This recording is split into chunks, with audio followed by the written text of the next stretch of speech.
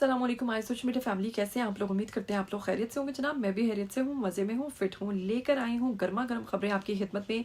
अगर बात करें पहली खबर की तो आपको बताएंगे कि सना जावेद के साथ जो हुआ उस हवाले से अब अहम तरीन बयान आया है सामने मदीहा रिजवी का। उन्होंने क्या कहा है, उन्होंने किन लोगों को याद करवाते हुए क्या याद करवाया है, आज की वीडियो में आपको बताएंगे।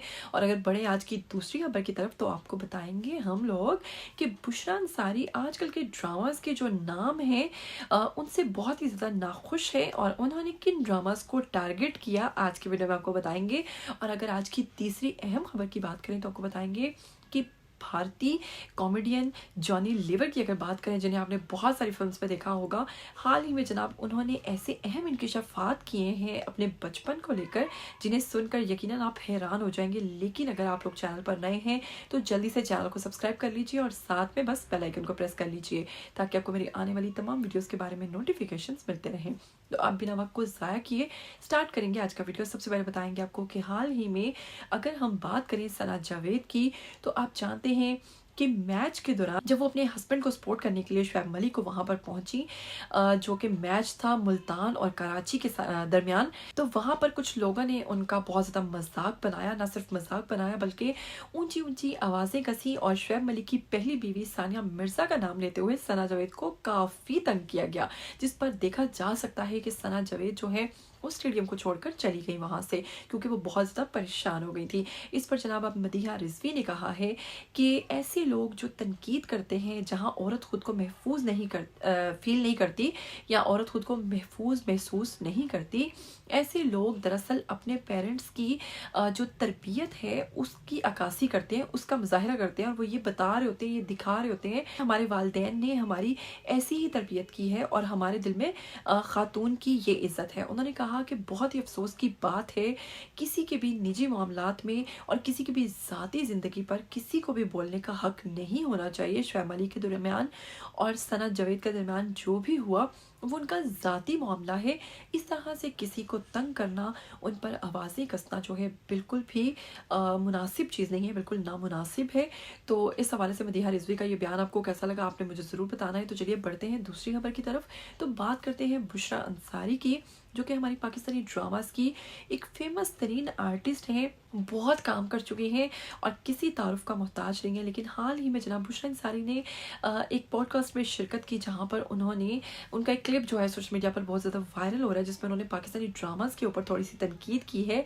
उन्होंने कहा है कि हमारे जो पहले ड्रामास थे वो बेहद अच्छे होते थे और उनके नाम जो थे वो उनकी स्टोरी से मैच होते थे।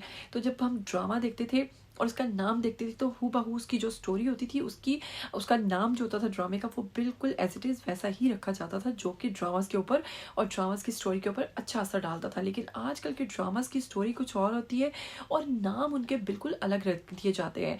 फिर साथ में उन्होंने ये भी कहा कि नाम इतने अजीबो गरीब होते हैं कि जिसके बारे में अगर सुनो तो बजाय इसके कि उनकी तारीफ करो बल्कि नाम सुनकर ही देखने का दिल नहीं चाहता है। जिसमें उन्होंने चंद ड्रामास का नाम लिया।